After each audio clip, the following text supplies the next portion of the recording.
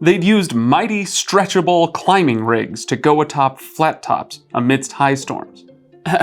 Okay, busted. That is not actually a sentence from The Way of Kings. I rewrote it that way. Yeah, on purpose. Last year on this channel, I did a video about what makes for good prose, and recently it absolutely popped off, so thank you to everybody who watched it, commented on it, shared it around, much appreciated. It was fun to see that video do well. Now, the highlight of that video was comparing how several fantasy authors use Germanic versus Latinate words, and today that's what I'm revisiting. So if you missed that first video, go check it out and then come back to this one. And once you're back, get ready because we're going ultra nerdy for this video. Just you wait. For a quick refresher, when we talk about Germanic words, we're talking about words that are native or at least adjacently native to English, words that have been around since English was first recorded. Latinate refers to words that are borrowed from Latin, often through French, though not always.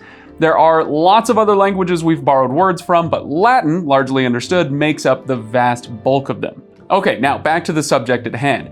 Out of the hundreds of comments on that first video, one of them especially caught my eye.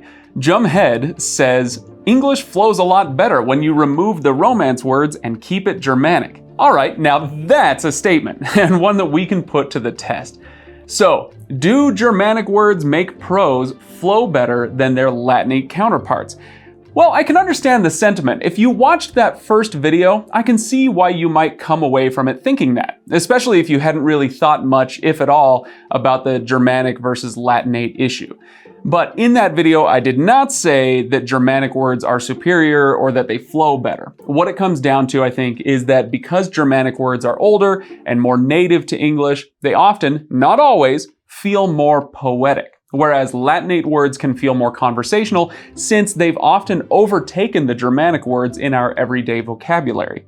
On that note, my instinct is to say that something closer to the opposite of that comment is true. If you're talking about prose flowing well, first of all, we need to know, what does that even mean?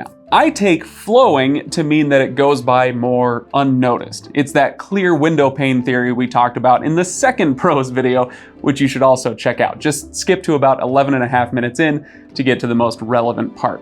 Anyway, that comment got me thinking. What happens if we load as many Germanic words as possible into a prose passage? If we get as close as possible to 100% Germanic, will the result be that things are easier to read? Will they perhaps be harder, more poetic, more interesting? I don't know. Let's find out. Let's take a few of the same passages we looked at in that first video and run them through my Germanifier machine and see what happens.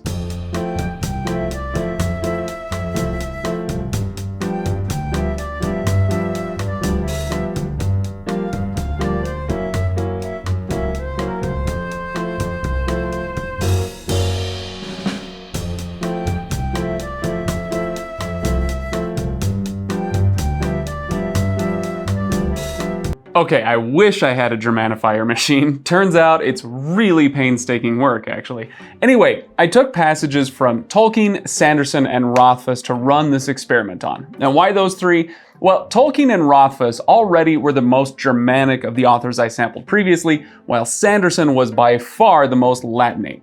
So I thought it would be good to see what happens when you have to change a little versus a lot. And also, if it were just Tolkien, the most Germanic, against Sanderson, the most Latinate, we'd also have to contend with the difference in time, since they're writing about a half-century apart or more. So, putting Rothfuss in the mix made sense, since it gives us a contemporary of Sanderson to compare against. So, what happens when we make each of these passages as Germanic as possible? Let's have a look. First up, here's the original paragraph from Tolkien. The afternoon was wearing away when they stumbled into a fold that was wider and deeper than any they had yet met. It was so steep and overhung that it proved impossible to climb out of it again, either forwards or backwards, without leaving their ponies and baggage behind. All they could do was follow the fold, downwards. The ground grew soft and in places boggy. Springs appeared in the banks, and soon they found themselves following a brook that trickled and babbled through a weedy bed. Then the ground began to fall rapidly, and the brook, growing strong and noisy, flowed and leapt swiftly downhill. They were in a deep, dim-lit gully overarched by trees high above them. That paragraph was already 93% Germanic, so not a ton of changes to make in the first place.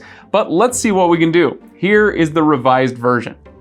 The afternoon was wearing away when they stumbled into a fold that was wider and deeper than any they had yet met. It was so steep and overhung that they were unable to climb out of it again, either forwards or backwards, without leaving their small horses and gear behind. All they could do was follow the fold, downwards. The ground grew soft and in spots marshy, springs came into sight in the banks, and soon they found themselves following a brook that trickled and babbled through a weedy bed. Then the ground began to fall sharply, and the brook, growing strong and loud, flowed and leapt swiftly downhill. They were in a deep, dim-lit ditch, spanned by trees high above them. Alright, I'm pretty sure I got it to 100% Germanic, or at least reasonably close, and I tried not to change any sentence structures or anything like that as far as possible. We want to isolate these Germanic words. So we should have a pretty clear view now of what Tolkien would sound like at 100% Germanic. So what's our takeaway here? Honestly, there's not a ton of difference to my eyes. Most of the changes are purely surface level and don't make much difference. Ponies become small horses, boggy places become marshy spots, and so on.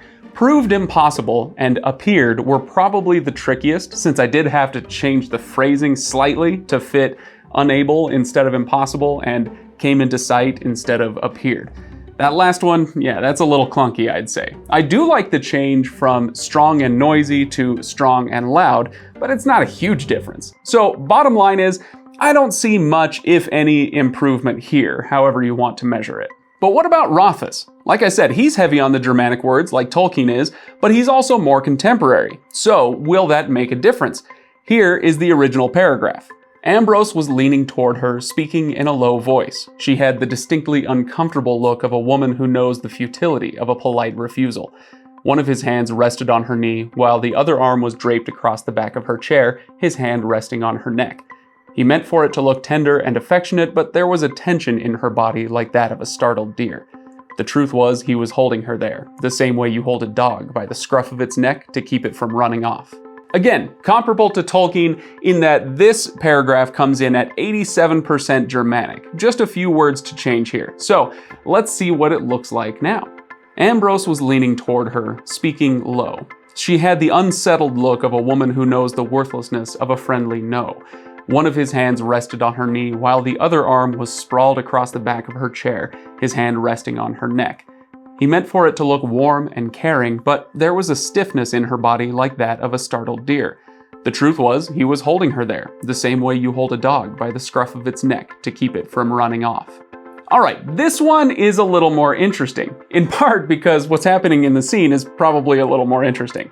Hobbits walking versus a skeezy guy making unwanted advances on a woman. Yeah, all the same, let's see what the changes did to this paragraph. First of all, we just have to get rid of distinctly, since I couldn't come up with a Germanic synonym that would work here. Plainly, clearly, both Latinate actually. Unmistakably gets a bit weird since un and mistake are both Germanic, but able is a Latinate suffix, and I told you we were getting nerdy. You were warned. Anyway, we don't lose much if we just get rid of it, so distinctly is gone. And in this case, I really like unsettled over uncomfortable. I think the flavor of that word actually works better here with the subject matter. On the other hand, changing the futility of a polite refusal to the worthlessness of a friendly no is, well, that's clunky, to say the least. I think futility is a great word. Sprawled versus draped is an interesting one, but I left chair as is. If there's an Old English word for chair, we certainly don't use it now, so that one just kind of has to stay. Tender and affectionate become warm and caring, which, sixes. But then there's tension being changed to stiffness, and this one is a clear miss for me. Tension has a connotation that fits better with the purpose of the paragraph, so Germanic loses out to Latinate here, in my opinion. So, some of the changes worked really well, some of them didn't. In my opinion, it certainly didn't flow any better on the whole. But what about Sanderson? His samples, like I said, were by far the most Latinate of this group, and here is the paragraph in question. Other scouting parties had avoided those two fates. They'd used enormous extensible ladders to climb atop plateaus during high storms. They'd lost many men though, as the plateau tops provided poor cover during storms, and you couldn't bring wagons or other shelter with you in the chasms. The bigger problem he'd heard had been the Parshendi patrols. They found and killed dozens of scouting parties. All right, so compared to about 10% Latinate from the other two, give or take, this one is 28% Latinate. So we've got a lot to work with, even in a small paragraph. How did it turn out? Other hunting teams had dodged those two lots.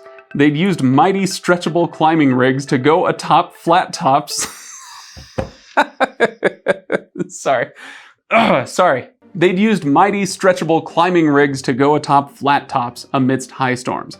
They'd lost many men though, as the flat tops gave weak harbor amidst storms, and you couldn't bring wagons or other shelter with you in the rifts. The bigger worry he'd heard had been the Parshendi outings. They found and killed many hunting teams. Okay, obviously that was a bit awkward. Scouting parties becoming hunting teams is technically making it Germanic, but it's also losing some of the connotation behind the words, especially scouting. Hunting is okay as a synonym, but not great. And there are words that we just don't have great Germanic synonyms for today, like ladder or plateau or chasm. So yeah, those are a bit awkward. And the best example of that has to be the word problem. Yeah, problem is a Latinate word. Good luck coming up with a better Germanic word for that in English. And then there's my favorite one from this whole paragraph, and that's the word during. Yep, that one's Latinate too, and its best Germanic synonym is probably amidst. Perfectly good word, but it's a great example of the principle we're talking about here. What flows better, during or amidst? If by flow we mean prose that doesn't interrupt you, that doesn't leave you either applauding or questioning the author, then in a context like this, during is the clear choice, even though it is Latinate. To be clear, I think amidst is a great word depending on the context, especially if you're going for a poetic feel or, writing poetry. But for that prosaic, simple, straightforward feeling, you're gonna want the Latinate word here. And I think that's true through much of this paragraph. Now, there are other things I would edit to wrestle this paragraph into submission, but as written, it's easy to understand, it's conversational, it, to borrow a word, flows. So, the verdict? Back to Jum Hed's statement that English flows a lot better when you remove the Romance words and keep it Germanic. I'm gonna go ahead and disagree. As I said in the first video, incorporating plenty of Latinate words into your descriptive prose will probably make it less formal, less poetic, and easier to grasp for most readers. All right, now that I've done my tiny little experiment, go ahead and give it your best shot. Rewind a little bit, pause on those passages earlier, and see if you can rewrite them Germanically to make them flow better. And then post your results in the comments. This could be a really fun one, so yeah, throw them down there. Or heck, rewrite Tolkien with a ton of Latinates and let's see what happens. Maybe I'll do that myself. But not before you like and subscribe, ring the bell, support the Legendarium on Patreon, and I don't know, donate to your favorite animal shelter or something. Anyway, thanks for watching, and I will see you next time.